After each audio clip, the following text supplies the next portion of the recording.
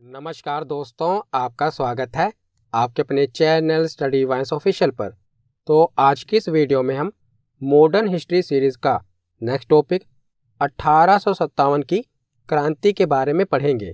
तो ये टॉपिक सभी परीक्षाओं के लिए मोस्ट इम्पोर्टेंट है और इस वीडियो को देखने के बाद आपको यहाँ से बाहर प्रश्न देखने को नहीं मिलेगा। तो पहले मैं आपको बता देता हूँ कि आज की इस वीडियो में हम क्या क्या पढ़ेंगे। तो इस वीडियो की शुरुआत में हम 1857 का जो विद्रोह हुआ था इसका स्वरूप देखेंगे। उसके बाद हम इसका कारण देखेंगे कि आखिर 1857 की क्रांति हुई क्यों, जिसमें हम राजनीतिक, आर्थिक, सामाजिक, धार्मिक, सैनिक और तात्कालिक कारणों के बारे में पढ़ेंगे। उसके बाद हम देखेंगे कि आखिर 1857 के विद्रोह का प्रारंभ कैसे हुआ। उसके बाद देखेंगे कि इसका विस्तार कहाँ कहाँ पर हुआ, यानी कि जो 1857 की क्रांति हुई यह भारत के किन किन क्षेत्रों में देखने को मिली। उसके बाद हम इस विद्रोह से संबंधित जो महत्वपूर्ण लोगों के विचार हैं, जो उनकी स्टेटमेंट है, जो कि एग्जाम में पूछी जाती है, वो पढ़ेंगे। लास्ट में हम देखेंगे कि इस विद्रोह का परिणाम क्या रहा। उसके बाद देखेंगे कि आखिर ये असफल क्यों हो गया, इसकी असफलता के कारण क्या हैं। और उसके बाद हम 1857 की क्रांति से संबंधित जो महत्वपूर्ण तथ्य हैं वो पढ़ेंगे। और इतना कुछ पढ़ने के बाद लास्ट में हम प्रीवियस ईयर क्वेश्चन भी लगाएंगे। तो आप देख रहे हैं कि इस वीडियो में हम 1857 की क्रांति से रिलेटेड जो भी महत्वपूर्ण तथ्य हैं सबके बारे में पढ़ेंगे। तो आपको इस वीडियो को पूरा एंड तक देखना है और लास्ट में प्रीवियस ईयर क्वेश्चन जरूर लगाना है। तो चलिए बिना देरी किए हुए वीडियो को शुरू करते हैं। तो चलिए वीडियो की शुरुआत करते हैं। तो 1857 के विद्रोह के समय इंग्लैंड की महारानी कौन थी? तो इंग्लैंड की महारानी थी विक्टोरिया। और इंग्लैंड के प्रधानमंत्री कौन थे? तो पाल्मस्टन। ये वन लाइनर क्वेश्चन एग्जाम में पूछे जाते हैं, इसीलिए याद रखिएगा। इंग्लैंड की महारानी विक्टोरिया थी और प्रधानमंत्री पाल्मस्टन थे। और उस समय भारत के गवर्नर जनरल कौन थे? यानी कि जब 1857 की क्रांति हुई थी तो उस समय भारत के गवर्नर जनरल कौन थे? Lord Canning. ये भारत के गवर्नर जनरल थे। न जाने कितनी बार एग्जाम में पूछा गया है कि 1857 की क्रांति के समय भारत के गवर्नर जनरल कौन थे? तो लॉर्ड कैनिंग थे। तो 1857 के ये विद्रोह की जो योजना थी ये भारत के बिठूर, जो कि कानपुर में है, यहाँ पर तैयार की गई थी, जिसमें नाना साहब और अजीमुल्ला खां थे।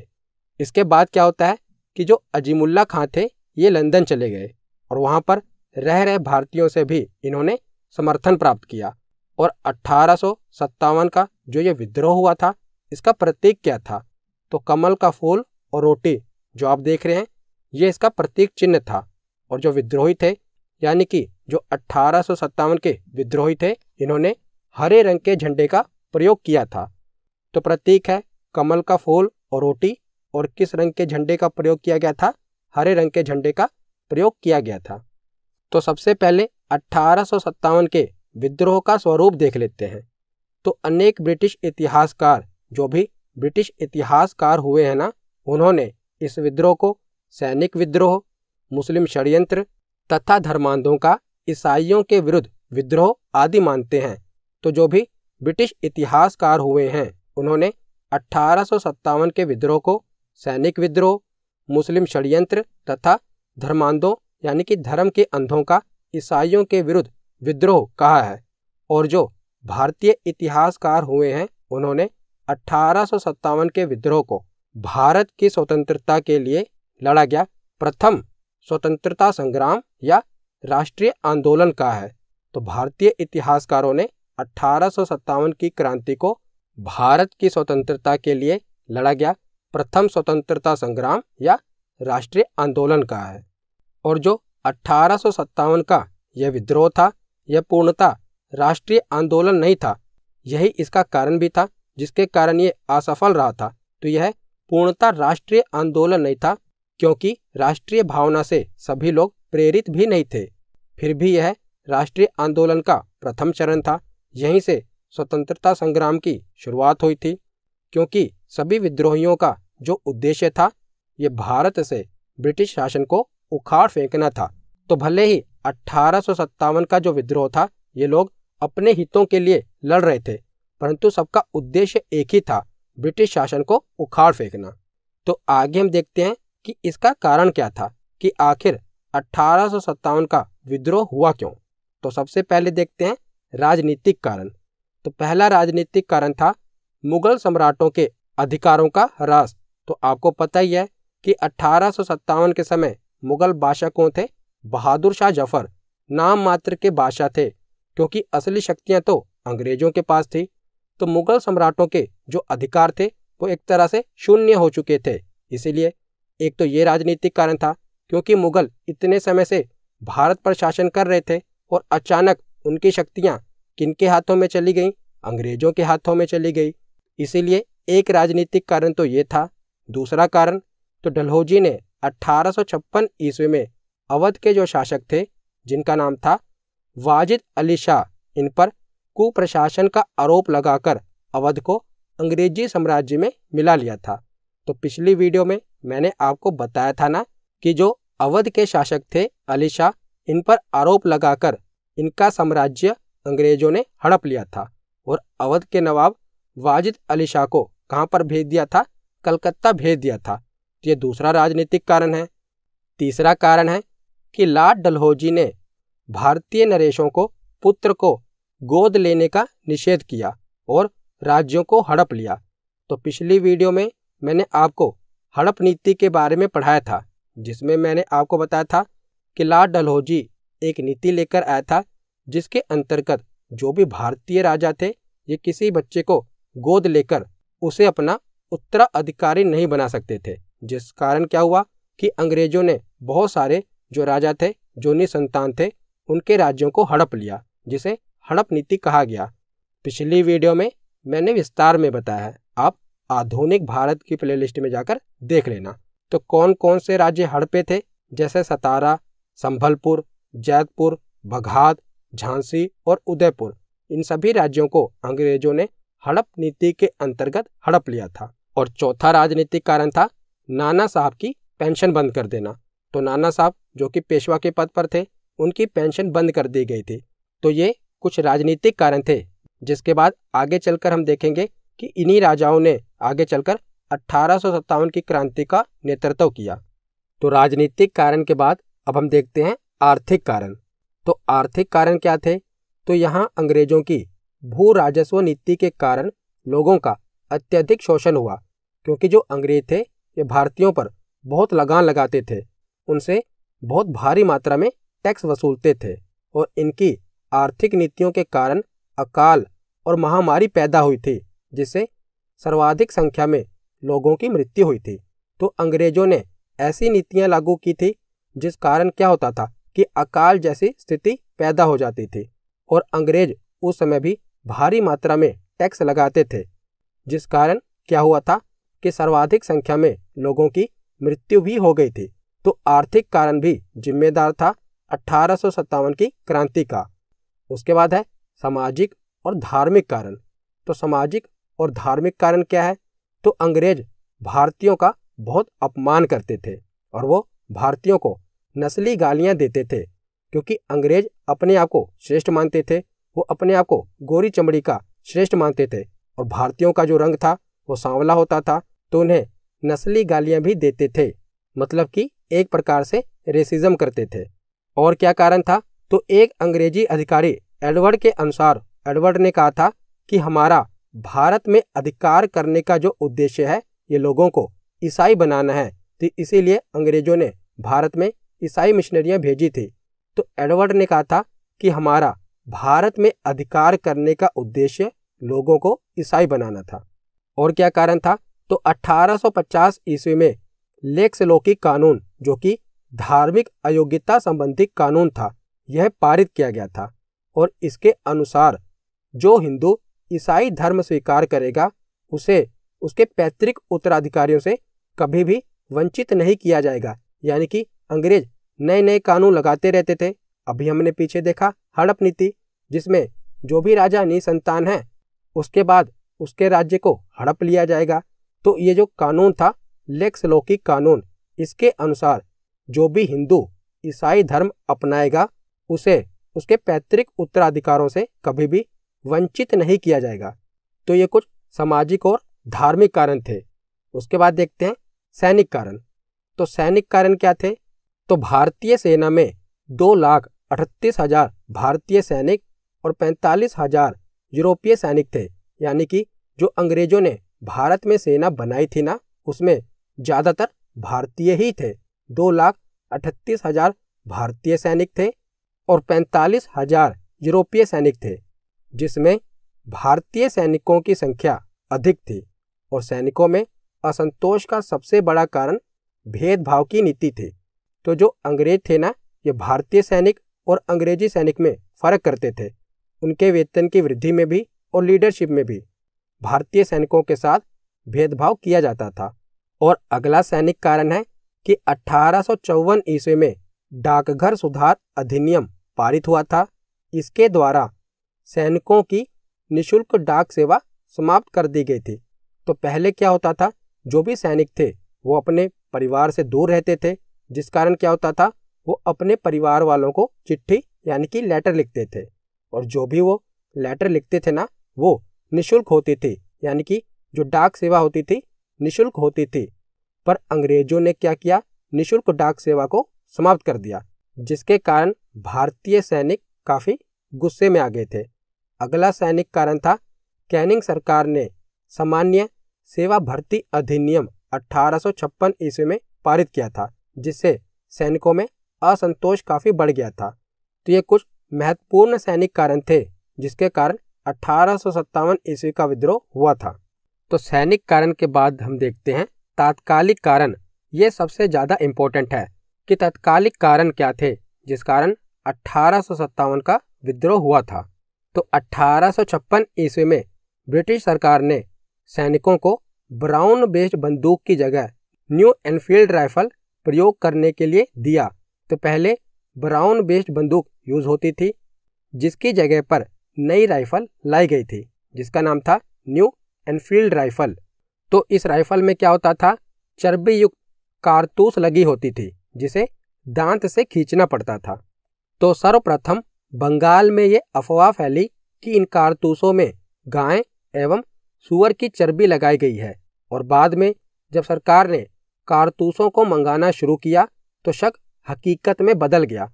तो ये जो राइफल थी ना, इसमें जो कारतूस का इस्तेमाल होता था, उस कारतूस को पहले मुंह से छीलना पड़ता था और छीलने के बाद इस बंदूक में डालना पड़ता था। तो जो कारतूस था इसमें गाय एवं सूअर की चर्बी लगाई गई थी। और जो हिंदू होते हैं उनके लिए गाय पूजनीय है और जो मुसलमान होते हैं उनके लिए सूअर हराम है। तो दोनों की भावनाएं काफ़ी आहत हुई इस घटना के कारण, क्योंकि इन कारतूसों में गाय एवं सूअर की चर्बी लगाई गई थी। तो फिर क्या हुआ, सर्वप्रथम बंगाल में स्थित दमदम के सैनिकों ने कारतूसों के प्रयोग करने से इनकार कर दिया। उन्होंने कहा कि हम इन कारतूसों का प्रयोग नहीं करेंगे। तो उसके बाद क्या होता है, 28 मार्च 1857 ईस्वी को बैरकपुर छावनी के 34वें रेजिमेंट के एक सिपाही थे जिनका नाम था मंगल पांडे। ये चर्बी वाले कारतूस के विरोध में आगे आए और इन्होंने एडजुटेंट लेफ्टिनेंट बाग, जो कि अंग्रेजी अधिकारी था, उसकी गोली मारकर हत्या कर दी और सर्जेंट ह्यूरसन को गोली मारकर घायल कर दिया। जिसके बाद क्या हुआ कि मंगल पांडे को 8 अप्रैल 1857 ईस्वी को फांसी दे दी गई और यहीं से ये विरोध विद्रोह में बदल गया। तो जो चिंगारी भारतीयों के सीने में दबी हुई थी, इस घटना के बाद उसने आग का रूप ले लिया। तो यहीं से जो विरोध था वो विद्रोह में बदल गया और 1857 का विद्रोह हमें देखने को मिला। तो आगे अब हम देखते हैं कि इस विद्रोह का प्रारंभ कैसे हुआ। तो 24 अप्रैल 1857 ईस्वी को मेरठ छावनी के कुछ भारतीय सैनिकों ने कारतूस लेने से इनकार कर दिया। उसके बाद क्या हुआ कि उन भारतीय सैनिकों पर मुकदमा चलाया गया और 9 मई 1857 ईस्वी को 85 सैनिकों को नौकरी से बाहर निकालकर सजा सुनाई गई। जिसके बाद क्या होता है कि 10 मई 1857 ईस्वी को मेरठ में स्थित सभी सैनिकों ने विद्रोह कर दिया और अपने सैनिकों को रिहा कराकर अस्त्र शस्त्र की खूब लूटपाट की। तो पहले तो क्या हुआ था, 8 अप्रैल को मंगल पांडे को फांसी दी गई थी। तो मंगल पांडे मेरठ के ही थे। तो उसी के बाद 24 अप्रैल को क्या हुआ कि जो मेरठ छावनी के बाकी के भारतीय सैनिक थे उन्होंने भी कारतूस का इस्तेमाल करने से मना कर दिया। तो अंग्रेजों ने उनको बाहर निकालकर सजा सुनाई, जिसके बाद क्या होता है कि 10 मई को मेरठ में स्थित सभी सैनिकों ने विद्रोह कर दिया और अपने सैनिकों को रिहा कर कर उन्होंने अस्त्र शस्त्र की भी लूटपाट की। तो यहीं से 1857 का विद्रोह स्टार्ट होता है। तो अब हम इसका विस्तार देख लेते हैं कि आखिर भारत के किन किन क्षेत्रों में इस विद्रोह का विस्तार हुआ। तो सबसे पहले देखते हैं दिल्ली। तो मेरठ के सभी विद्रोही सैनिक दिल्ली पहुंचे और यहाँ पर अंग्रेजी सेना को पराजित कर इन्होंने दिल्ली पर अधिकार कर लिया और विद्रोहियों ने बहादुर शाह जफर को अपना सम्राट घोषित किया। इन्होंने कहा कि आप इस विद्रोह को लीड करेंगे और बहादुर शाह जफर भी मान गए, क्योंकि मरता क्या ना करता, वो भी मजबूर थे, तो वो मान गए। तो 20 सितंबर 1857 ईस्वी को हडसन के नेतृत्व में एक अंग्रेजी सेना दिल्ली पहुंची और यहाँ विद्रोहियों को पराजित कर पुनः दिल्ली पर अधिकार कर लिया। तो हडसन ने क्या किया, दिल्ली में इस विद्रोह को दबा दिया और पुनः दिल्ली पर अधिकार कर लिया। और जो बहादुर शाह जफर थे ये हुमायूं के मकबरे में जाकर छिप गए थे और अंततः मृत्यु दंड न देने की शर्त में इन्होंने आत्मसमर्पण कर दिया। इन्होंने कहा कि मुझे मारना मत, मैं आत्मसमर्पण कर देता हूँ। जिसके बाद क्या होता है कि अंग्रेज इन्हें रंगून भेज देते हैं और वहीं पर इनकी 1862 ईस्वी में मृत्यु हो जाती है। तो दिल्ली के बाद देखते हैं लखनऊ। तो लखनऊ में विद्रोह का नेतृत्व नवाब वाजिद अली शाह की पत्नी बेगम हजरत महल ने किया था। तो आगे मैं आपको एक ही टेबल में बता दूंगा कि किन किन क्षेत्रों में किसने लीड किया था, किसने नेतृत्व किया था और विद्रोह को दबाया किसने था। तो यहाँ पर बस आप एक बार सुन लो, आगे मैं आपको एक ही टेबल में बता दूंगा। तो लखनऊ में विद्रोह का नेतृत्व किसने किया था, बेगम हजरत महल ने किया था और इनकी देखरेख में ब्रिटिश कादर को अवध का नवाब घोषित किया गया था। तो मार्च 1858 ईस्वी में कैंपवेल के नेतृत्व में एक अंग्रेजी सेना इस विद्रोह को दबाने के लिए लखनऊ पहुंचती है और इसने विद्रोहियों को पराजित कर लखनऊ पर अधिकार कर लिया। तो कैंपवेल ने इस विद्रोह को लखनऊ में दबा दिया और बेगम हजरत महल गिरफ्तारी से बचने के लिए कहाँ पर भाग गई, नेपाल चली गई। तो बेगम हजरत महल नेपाल चली गई। तो इस प्रकार लखनऊ में भी विद्रोह को दबा दिया गया। आगे हम चलते हैं कानपुर। तो कानपुर में विद्रोह का नेतृत्व नाना साहब, जिन्हें धोंदू पंत के नाम से भी जाना जाता है, जिन्हें पेशवा घोषित किया गया था और इनकी पेंशन भी अंग्रेजों ने बंद कर दी थी। तो नाना साहब की तरफ से लड़ने की जिम्मेदारी तात्या टोपे को दी गई थी। तो एक प्रकार से जो नेतृत्व था ये कौन कर रहा था, तात्या टोपे। वैसे तो कानपुर के विद्रोह का नेतृत्व नाना साहब ने किया, परंतु इन्होंने लड़ने की जिम्मेदारी तात्या टोपे को सौंप दी, जिनका वास्तविक नाम था रामचंद्र पांडुरंग। तो कई बार एग्जाम में यह भी पूछा गया है कि तात्या टोपे का वास्तविक नाम क्या था, रामचंद्र पांडुरंग। तो दिसंबर 1857 ईस्वी में कैंपवेल के नेतृत्व में अंग्रेजी सेना कानपुर पहुंचती है और फिर से कानपुर पर अधिकार कर लेती है और नाना साहब जो थे वो नेपाल भाग जाते हैं, जबकि जो तात्या टोपे होते हैं इन्हें गिरफ्तार कर लिया जाता है और अंततः इन्हें फांसी दे दी जाती है। तो एक प्रकार से कानपुर के विद्रोह का नेतृत्व किसने किया, तात्या टोपे ने किया और अंग्रेजी अधिकारी कैंपवेल के नेतृत्व में अंग्रेजी सेना कानपुर पहुंचती है और तात्या टोपे को गिरफ्तार कर लेती है और बाद में इन्हें फांसी दे देती है। तो कानपुर के बाद देखते हैं झांसी। तो झांसी के विद्रोह का नेतृत्व गंगाधर राव की विधवा पत्नी रानी लक्ष्मीबाई ने किया था। तो मार्च 1858 ईस्वी में हिरोज के नेतृत्व में एक अंग्रेजी सेना झांसी पहुंची थी और रानी लक्ष्मीबाई ने हिरोज से युद्ध किया, लेकिन कुछ गद्दारों के कारण वह पराजित हो गई। तो कुछ अपनों ने ही रानी लक्ष्मीबाई को धोखा दे दिया था। तो झांसी से रानी लक्ष्मीबाई ग्वालियर पहुंची और ग्वालियर के कुछ विद्रोहियों के सहयोग से इन्होंने ग्वालियर पर अधिकार कर लिया। जिसके बाद क्या होता है कि पीछे से हीरोज भी अपनी सेना लेकर ग्वालियर पहुंच जाता है और रानी के साथ युद्ध करता है। तो कोटा और मोरार के युद्ध में रानी लक्ष्मीबाई वीर गति को प्राप्त हो जाती हैं। तो झांसी के बाद चलते हैं जगदीशपुर बिहार में। तो यहाँ के विद्रोह का नेतृत्व यहाँ के जमींदार 80 वर्षीय बाबू कुंवर सिंह ने किया था। तो बहुत बार एग्जाम में पूछा गया है कि जगदीशपुर में विद्रोह का नेतृत्व किसने किया था, तो बाबू कुंवर सिंह ने किया था। उसके बाद है इलाहाबाद। तो यहाँ के विद्रोह का नेतृत्व मौलवी लियाकत अली ने किया था। इन्हें इलाहाबाद का सूबेदार घोषित किया गया था। किसे? मौलवी लियाकत अली को। और इन्होंने ही इलाहाबाद से इस विद्रोह का नेतृत्व किया था। उसके बाद है फैजाबाद। तो यहाँ के विद्रोह का नेतृत्व अहमदुल्ला शाह ने किया था और पूरे विद्रोह में यही एक विद्रोही थे जिन्होंने अंग्रेजों के विरुद्ध जिहाद का नारा दिया था और गुरिल्ला पद्धति से भी इन्होंने ही युद्ध किया था। इनका नाम था मौलवी अहमदुल्ला शाह और इन्होंने फैजाबाद से इस विद्रोह का नेतृत्व किया था। तो आगे अब हम 1857 ईस्वी के विद्रोह के जो महत्वपूर्ण केंद्र थे ना, ये देख लेते हैं और किसने नेतृत्व किया था और किसने इस विद्रोह का दमन किया था। इसे एक ही बार में पढ़ लेते हैं। तो सबसे पहले है दिल्ली।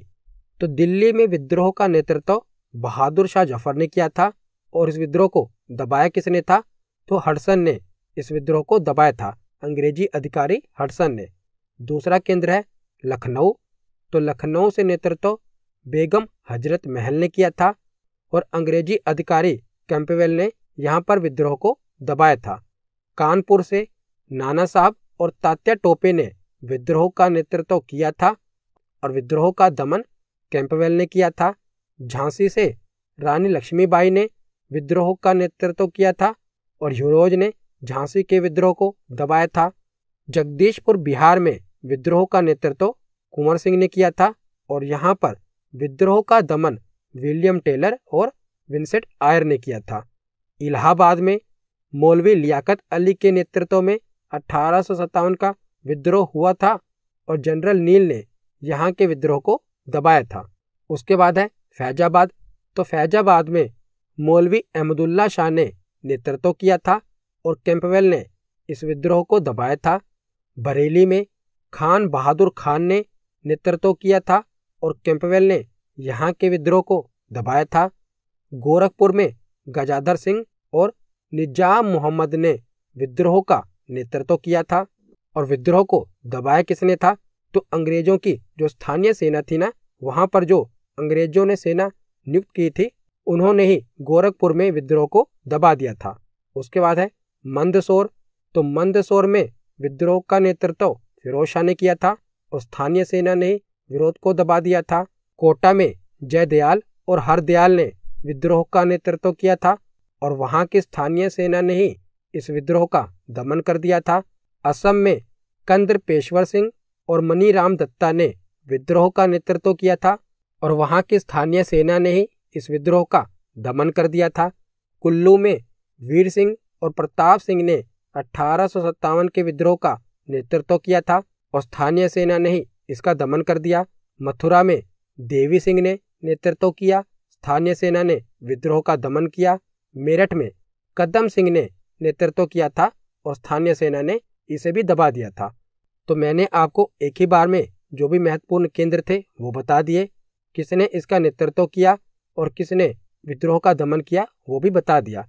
तो इन सभी केंद्रों में जो सबसे ज़्यादा इम्पोर्टेंट है वो स्टार्टिंग में मैंने आपको डिटेल में पढ़ा दिए। उसके बाद हम देखते हैं कि 1857 के विद्रोह से संबंधित विचार। तो कुछ महत्वपूर्ण लोगों की स्टेटमेंट है जो कि एग्जाम में पूछी जाती है, वो हम देख लेते हैं। तो सबसे पहली स्टेटमेंट है कि यह एक सैनिक विद्रोह था। तो लॉरेंस एवं शीले ने कहा था कि जो 1857 की क्रांति थी यह एक सैनिक विद्रोह था। तो अगली स्टेटमेंट है L.E.R. रीच की। इन्होंने कहा था कि यह धर्मांधों का ईसाइयों के विरुद्ध युद्ध था। तो यह L.E.R. रीच की स्टेटमेंट है। तीसरी स्टेटमेंट T.R. होम्स की है। इन्होंने कहा था कि यह बर्बरता एवं सभ्यता के बीच युद्ध था। तो ये जो स्टेटमेंट हैं ये एग्जाम में पूछी जाती हैं कि बताइए यह बर्बरता एवं सभ्यता के बीच युद्ध था, यह किसका कथन है। तो आपको पता होना चाहिए यह T.R. होम्स का कथन है। अगला कथन है कि यह अंग्रेजों के विरुद्ध मुस्लिम षड्यंत्र था, यह आउटरम एवं टेलर का कथन है। तो आपको इन कथनों को रटने की जरूरत नहीं है, एक बार बस आप पढ़ लेना।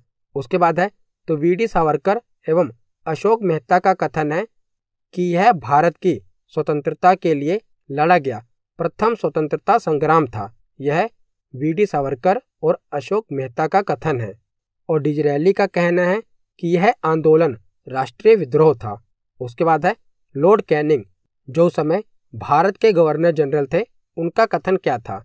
तो उन्होंने कहा था कि इन देशी नरेशों एवं सरदारों ने इस तूफान के आगे तंगरोध का कार्य किया, अन्यथा हम एक ही झोंके में उड़ गए होते, क्योंकि उस समय भारत के कुछ राजाओं ने और जमींदारों ने अंग्रेजों का साथ दिया था, जिसके कारण यह विद्रोह एक विराट रूप नहीं ले पाया और अंग्रेजों ने इसे आसानी से दबा दिया था, क्योंकि कुछ अपने ही अंग्रेजों के साथ मिले हुए थे। उसके बाद यूरोज का कथन है जो कि बहुत फेमस है। ये कथन इन्होंने रानी लक्ष्मीबाई के बारे में कहा था कि यहाँ पर सोई हुई महिला सभी विद्रोहियों में से एकमात्र मर्द है। तो यूरोज ने रानी लक्ष्मीबाई के बारे में कहा था कि सभी विद्रोहियों में एकमात्र मर्द कौन थी, रानी लक्ष्मीबाई। तो ये 1857 की क्रांति से संबंधित कुछ कथन थे। तो उसके बाद आगे हम देखते हैं कि आखिर यह विद्रोह असफल कैसे हो गया। तो सबसे पहला कारण है विद्रोह का सीमित स्वरूप। तो जो ये विद्रोह था ना 1857 का जो ये विद्रोह हुआ था, ये भारत में ज़्यादातर उत्तर भारत और मध्य भारतीय क्षेत्रों में देखने को मिला था। अगर हम दक्षिण भारत की बात करें तो दक्षिण भारत में इसका ज़्यादा कोई प्रभाव देखने को नहीं मिला था, जिसके कारण दक्षिण भारतीय क्षेत्रों ने इस क्रांति में ज़्यादा भाग नहीं लिया था और इसी कारण यह क्रांति भारत के एक सीमित क्षेत्र तक ही सिमट कर रह गई थी। तो इसकी असफलता का पहला कारण तो ये था। दूसरा कारण देसी नरेशों एवं सरदारों की गद्दारी थी। तो भारत के ही कुछ राजा और जमींदार अंग्रेजों के साथ मिले हुए थे और उन्होंने 1857 की क्रांति में अंग्रेजों का ही साथ दिया था। तो ये दूसरा कारण था। और तीसरा कारण था कुशल नेतृत्व का अभाव। यह सबसे महत्वपूर्ण कारण था 1857 की क्रांति के असफल होने का। तो यह क्रांति भारत के अलग अलग क्षेत्रों में छोटे छोटे विद्रोह में बट गई थी और सारे क्षेत्रों में वहाँ के जो शासक थे या जो विद्रोह करता थे वो सिर्फ अपने अपने क्षेत्रों का ही नेतृत्व करते हुए देखने को मिले थे और किसी ने इस क्रांति में सारे क्षेत्रों को जोड़कर एक राष्ट्रीय नेतृत्व नहीं किया। तो राष्ट्रीय नेतृत्व का अभाव था। सभी अपने अपने क्षेत्रों में लड़ रहे थे और अपने हित के कारण लड़ रहे थे। तो राष्ट्रीय नेतृत्व का अभाव था इस क्रांति में और इसी नेतृत्व के अभाव से इस क्रांति को ज़्यादा सफलता नहीं मिल पाई थी। और चौथा कारण है निश्चित उद्देश्यों का अभाव। तो इस क्रांति में किसी भी क्षेत्र के पास कोई स्पष्ट उद्देश्य नहीं था। तो सब अपने अपने व्यक्तिगत हितों के लिए यह विद्रोह कर रहे थे। जैसे कि नाना साहब अपना पेशवा पद को पाना चाहते थे, बेगम हजरत महल अपने पद को प्राप्त करना चाहती थी, रानी लक्ष्मीबाई अपने दत्तक पुत्र को सत्ता दिलाना चाहती थी, बाबू कुंवर सिंह फिर से जो उनकी जमींदारी व्यवस्था थी उसको उभर कर देखना चाहते थे। तो सबके अपने व्यक्तिगत हित थे, किसी का राष्ट्रीय हित नहीं था। तो निश्चित उद्देश्यों का अभाव हमें इस क्रांति में देखने को मिलता है। उसके बाद अगला कारण है विद्रोहियों के पास सीमित संसाधन। तो इस क्रांति के समय भारतीयों के पास उतने संसाधन नहीं थे जिनके दम पर वे अंग्रेजों के आधुनिक हथियारों का सामना कर सके। तो अंग्रेजों के पास आधुनिक हथियार थे और भारतीयों के पास आधुनिक हथियार नहीं थे। तो ज़्यादातर रजवाड़े और छोटे जमींदारों के कंधों पर ही यह क्रांति चल रही थी और आवश्यकता पड़ने पर वे इन हथियारों की आपूर्ति नहीं कर पाते थे। तो इन्हीं हथियारों और संसाधनों के अभाव में भारतीय ज़्यादा लंबे समय और ज़्यादा मजबूती के साथ अंग्रेजों का सामना नहीं कर सकते थे और यह कारण भी इस क्रांति के असफलता का कारण बना। और छठा कारण है जन समर्थन का अभाव। तो इस क्रांति में जब अलग अलग क्षेत्रों में विद्रोह हुए तब इन क्षेत्रों में आपस में एकता की कमी देखने को मिली, यानी कि सब एकजुट नहीं थे। तो इन क्षेत्रों में आपस में कोई तालमेल नहीं था और ये क्षेत्र अंग्रेजों के विरुद्ध विद्रोह इस लक्ष्य के लिए कर रहे थे कि उनका क्षेत्र अंग्रेजों की नीतियों से आज़ाद हो सके। और किसी ने भी एक होकर भारत को अंग्रेजों की नीतियों से आज़ाद करवाने का प्रयास नहीं किया। तो सभी अपने हित के लिए लड़ रहे थे। तो एकता की कमी भी देखने को मिली थी। और सातवां कारण था अंग्रेजी सेना का कुशल नेतृत्व। तो अंग्रेजी सेना का कुशल नेतृत्व तो था ही। हमने देखा ना कि कैसे एक एक करके उन्होंने सभी क्षेत्रों में विद्रोह को आसानी से दबा दिया। तो ये 1857 की क्रांति के असफलता के कुछ महत्वपूर्ण कारण थे। तो इसका परिणाम क्या हुआ कि 1857 की क्रांति को समाप्त कर दिया गया और इस क्रांति के बाद अंग्रेजी सरकार के द्वारा जो अंग्रेजी ईस्ट इंडिया कंपनी थी ना, भारत में शासन कर रही थी, उसका शासन भी समाप्त कर दिया गया और अब भारत की बागडोर सीधे ब्रिटिश क्राउन को सौंप दी गई। तो पहले भारत में जो शासन था वो अंग्रेजी ईस्ट इंडिया कंपनी का था, जो कि ब्रिटिश की एक प्राइवेट कंपनी थी और भारत में यह सभी कार्य अंग्रेजी ईस्ट इंडिया कंपनी ही कर रही थी। और 1857 की क्रांति भी इसी कंपनी के विरुद्ध हुई थी और इसीलिए ब्रिटिश सरकार को यह लगा कि अंग्रेजी ईस्ट इंडिया कंपनी अब भारत का शासन नहीं संभाल पा रही, इसीलिए उन्होंने भारत की सत्ता वापस लेकर ब्रिटिश क्राउन को सौंप दी। तो उसके बाद आगे अब हम 1857 की क्रांति से संबंधित कुछ महत्वपूर्ण तथ्य देख लेते हैं। तो इस विद्रोह से पहले अजीमुल्ला खां लंदन एवं तुर्की गए थे। तो हमने शुरुआत में पढ़ा था ना अजीमुल्ला खां के बारे में। तो अजीमुल्ला खां लंदन एवं तुर्की गए थे और कुस्तुनतुनिया में उनकी मुलाकात ब्रिटिश पत्रकार W.H. रसेल के साथ हुई थी। और भारत के बाहर भी अजीमुल्ला खां ने इस विद्रोह के लिए समर्थन प्राप्त किया था। और उसके बाद है बेगम हजरत महल। तो लखनऊ में बेगम हजरत महल ने ही इस विद्रोह का नेतृत्व किया था। तो बेगम हजरत महल के साथ सिकंदरबाग में वीरांगना उदा देवी ने युद्ध किया था। तीसरा पॉइंट है कि तात्या टोपे को 1859 में फांसी दी गई थी और इस विद्रोह की अंतिम घटना यही थी। अगला पॉइंट है कि 1857 के विद्रोह के झंडा गीत की रचना अजीमुल्ला खां ने ही की थी, जो कि इस प्रकार था कि हम हैं इसके मालिक, हिंदुस्तान हमारा, पाक वतन है कौम का, जन्नत से भी प्यारा। पाक यानी कि पवित्र, शुद्ध। तो हम हैं इसके मालिक, हिंदुस्तान हमारा, पाक वतन है कौम का, जन्नत से भी प्यारा। ये अजीमुल्ला खां ने 1857 के विद्रोह में झंडा गीत की रचना की थी। उसके बाद है कि 1857 के विद्रोह में राजस्थान में अजमेर, नीमच, औवा आदि स्थलों में विद्रोह देखने को मिले थे, लेकिन जयपुर विद्रोह का केंद्र नहीं था। तो ये कुछ महत्वपूर्ण तथ्य थे जो कि आपको पता होने चाहिए। तो यहाँ पर हमारा थ्योरी सेक्शन कंप्लीट होता है। अब हम प्रीवियस ईयर क्वेश्चन देखते हैं। तो पहला प्रश्न है कि 1857 के विद्रोह का तात्कालिक कारण क्या था। तो तात्कालिक कारण क्या था? तो ऑप्शन ए, चर्बी वाले कारतूसों का प्रयोग आरंभ करना, ये इसका तात्कालिक कारण था। तो ऑप्शन ए इसका सही जवाब है। अगला प्रश्न है कि वह पहला भारतीय सिपाही कौन था जिसने चर्बी वाले कारतूस का प्रयोग करने से इनकार कर दिया था। तो इसका सही जवाब क्या है? मंगल पांडे। ऑप्शन ए इसका सही जवाब है। अगला प्रश्न है कि मंगल पांडे जिसने अकेले 1857 ईस्वी में विद्रोह का सूत्रपात किया, ये संबंधित था, तो किस इन्फेंट्री से ये संबंधित थे? तो इसका सही जवाब है ऑप्शन ए, 34वीं नेटिव इन्फेंट्री से ये संबंधित थे। अगला प्रश्न है कि बेगम हजरत महल ने 1857 के विद्रोह का नेतृत्व निम्नलिखित में से किस शहर से किया था? तो बेगम हजरत महल ने नेतृत्व कहाँ से किया था? लखनऊ से। ऑप्शन ए इसका सही जवाब है। अगला प्रश्न है कि 1857 के विद्रोह के समय भारत का गवर्नर जनरल कौन था?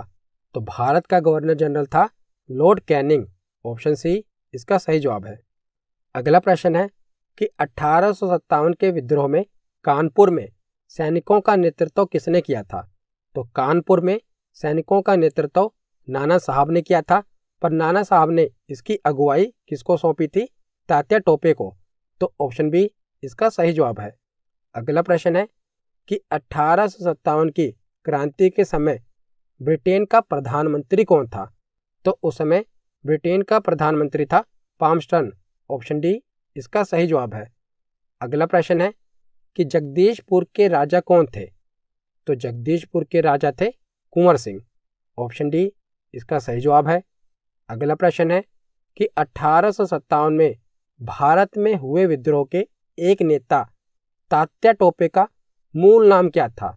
तो तात्या टोपे का मूल नाम था रामचंद्र पांडुरंग। ऑप्शन डी इसका सही जवाब है। अगला प्रश्न है कि निम्न में से कौन सा क्षेत्र 1857 के विद्रोह में प्रभावित नहीं था? तो कौन सा क्षेत्र 1857 के विद्रोह का केंद्र नहीं था? तो इसमें सही जवाब होगा चित्तौड़। चित्तौड़ ने 1857 की क्रांति में भाग नहीं लिया था। अगला प्रश्न है सूची 1 को सूची 2 से सुमेलित कीजिए। तो सूची 1 में क्षेत्र दिए हुए हैं और सूची 2 में बताया गया है कि इसका नेतृत्व किसने किया। तो हमें इसका मिलान करना है। तो पहला है कानपुर। तो कानपुर के विद्रोह का नेतृत्व किसने किया था? तात्या टोपे ने।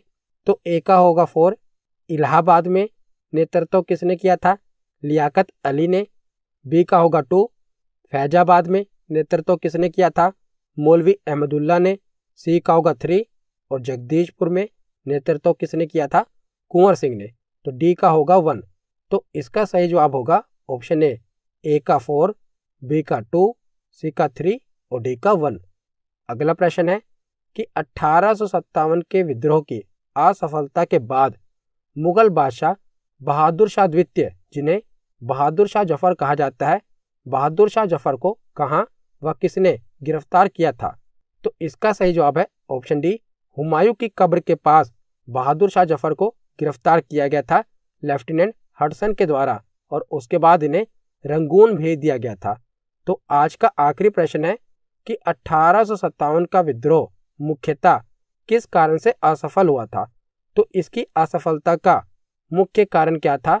तो इसकी असफलता का मुख्य कारण था किसी सामान्य योजना और केंद्रीय संगठन की कमी। तो ऑप्शन बी इसका सही जवाब है। तो आज की ये वीडियो यहीं पर खत्म होती है। कैसी लगी ये वीडियो कमेंट सेक्शन में जरूर बताना। धन्यवाद।